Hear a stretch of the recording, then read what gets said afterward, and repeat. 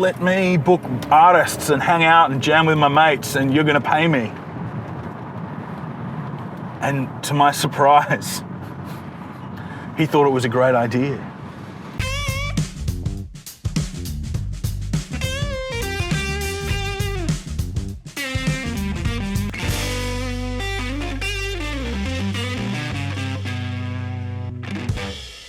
We're still doing it every Wednesday. There's been a lot of learning on my end about how to promote a show and how to build value in a show and all those things that you need to do to make something work and something to continue for as long as it has. I still owe the guys that own the Catfish, both Kieran and Mikey, a lot of love and a lot of respect, because they saw value in a thing that had never been done in Melbourne before. They had a lot of faith in me, which is great. And as a byproduct of that little brain fart, I've managed to, in a lot of ways, take control of my own career. I'm not, most sidemen, as they're called, or as we're called in the industry, bass players, keys players, whatever, you kind of hitch yourself to a singer-songwriter and you get paid because they get paid and they get better shows because you do better gigs and all the rest of it. But you are always 100% at the mercy of that artist. It doesn't matter what tier of the industry you're in, whether you are touring with, Joe Bonamassa, or you're touring with, Frank Sultana. The day someone better than you turns up to do that gig, the smart money is that they're going to get the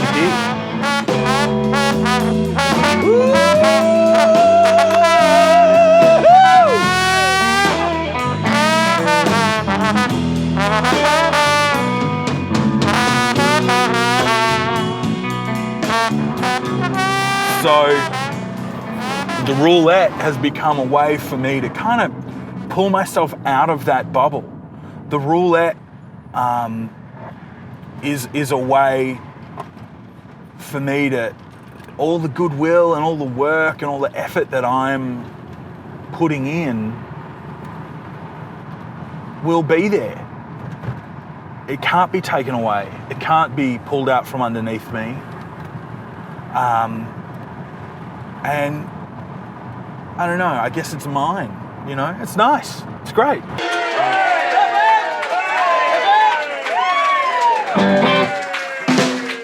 All right, now that's over.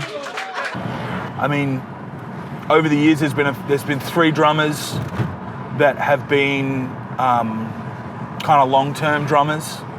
But then at the same time, there's a lot of other guys that come and fill in, and that's what it's about. It's been about building a community that supports and looks after each other. So if Johnny can't do a gig, there's someone that can come and do it. Or if Johnny's away for the weekend and there's a festival, there's another guy that can come and do it. And it doesn't stress anyone out. And the festivals and the venues that have booked the Roulette still get an amazing show and a lot of care and a lot of love. That's what we build as artists, a community that supports each other. My job to fill bars and to have a good time, and it's the bar's job to pay me, and that doesn't happen unless punters see value in not just what I do as a musician, but what the bar is providing, and those brand alignments, like as much as we as artists and musicians believe we sell art and music, we really sell vibe. We really sell a good time. It's the only way I can come to terms with the idea that people go out to festivals in the middle of nowhere and take a heap of drugs and dance to electro music. They're not like paying for the art. They're paying for the vibe. They're paying to have a good time with their mates. They just choose to do it weirdly. 5 years of Roulette, three national tours, festivals all over the country, tours with international artists as their band, 1 EP release. I've got 3 more EPs in different stages of being ready to be released over the next probably 2 years, I think it's going to be, before all of those are out in the world. And a community that really support each other, understand each other, and all want to succeed, you know? It's the only way to make it work that I can see. Roulette, 5 years. It's a blast. I don't know how it's still doing what it's doing, but it is, and I'm really, really blessed. Just want people just to remember one thing, that this man here with a dream, Ben Wicks, Johnny sitting behind him here. Got to understand, this is 5 years of hard slogging.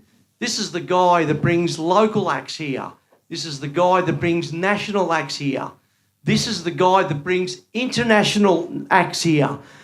This is the guy that nurtures the blues in Melbourne. Wednesday night at Muddy's has been a tradition, and I just want to thank all the punters in particular for coming and supporting this guy. And Johnny sitting in behind him, but Ben has done an absolutely magnificent job. So tonight I pass the hat around and we come up with a little gift for Ben. You'll probably notice it's not a full roll because I was actually hard up. You stole it from the dunny, didn't you? No, I actually did. No, you stole it out of the fucking dunny. I actually bought it from home, but I was cheap. But I needed a crap, so half of it's gone. So this is only half a dunny roll. I'm actually lucky I got anything. I couldn't find any at Coles or Safeway, for God. So happy 5th birthday, Ben. This is for you. And we actually want a photo when you use it because I think it's a really good present. You're going to get updates. I have a really bad concept of time. And you know, the idea that it was 5 years ago when the Roulette started is absolutely amazing. Like, it doesn't feel like it's been 5 years. The fact that we've gone from, the first month that we did the Roulette 5 years ago, the first month, it took me, I think it took me 6 weeks to book 4 artists. Because no one knew what I was doing and no one really understood it. And no one really wanted to kind of be the first guy to do this new thing. But there was enough guys that believed in me to make that work. 5 years later, which feels like a blink of an eye, and I can call some of the best blues artists in the country and go, hey, let's do this stupid thing. And they go, okay, that sounds like fun. They know what it is now. It's built, we've built the vibe or the brand or whatever you want to call it to the point that it's not hard to book. In fact, I'm having a hard time keeping up with who I've said yes and who I've said no to because I'm just a bit of a space cadet in regard to that. 5 years of building with a project, it doesn't feel like 5 years. It feels like 10 seconds right now. But having a bit of a plan and having a bit of consistency and a bit of persistence, it works, and you got to let it evolve. It might not be the thing you planned on day one. But if you have a plan and you have persistency's not a word, Ben. you will achieve something. You know, there will be guys that notice. The industry will stand up and take notice because you're doing stuff. That's all you got to be doing, stuff. Have a plan, let it evolve, let it breathe, let it grow. But every day, do something to push that plan forward. Well, every day you can. I'm not saying that every day, but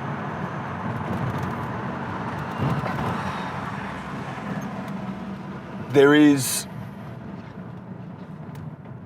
growth. There is things to do. There is the next thing. You got to find something that you're passionate about, and it will find a way to work. It will. If you're persistent and you keep swinging and you're genuinely doing something that you want to be doing, it'll work. It will. When I started the Roulette, Wednesday night's catfish, everyone said Wednesday night, well, that's terrible. That's not going to work. Who's going to go out on a Wednesday night? That's Roulette. No one's going to be able to spell roulette, mate. No one's going to be able to find you online. That's terrible. Oh, you're going to have different music every week. Well, what? So you won't be able to build a brand because no one will know what they're going to get? That's terrible. And if I'd listened to all of those things rather than just deciding that it didn't actually matter whether it financially worked or not, I just wanted to have fun with my mates, and this was going to be the perfect way to do it, then, if I'd listened to all those people, it wouldn't have worked. If I'd let that creep in, when I decided I was going to do it, and I reached out to Todd Beebe, who is an incredible graphic artist. It's the first guy that he did all our posters for a very long time, looked after me for a very long time. And I did some branding with him, the logo and all the rest of it. And everyone said to me, you're spending how much money on building a logo for a thing? It's terrible. Why would you do that? It's because it's what I wanted to do. We're trained from day one to consume and spend and to put our own sense of self or our own sense of personal achievement, like, at the end of the queue. Well, if you flip that on its head and you actually put what you want to do and how you want to spend your time first, the rest of it works out in the wash. I truly believe that.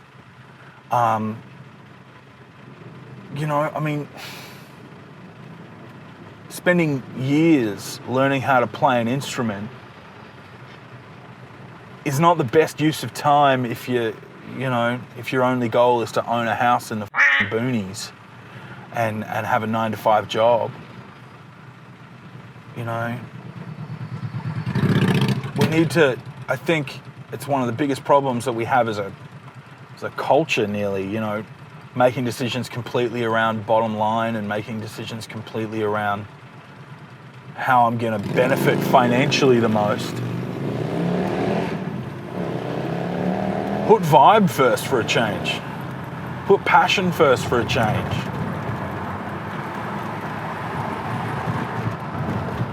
Stop and give someone something. Not because you're going to get something back, but because it's the right thing to do. And not because you got told it's the right thing to do, but because you feel that it's the right thing to do.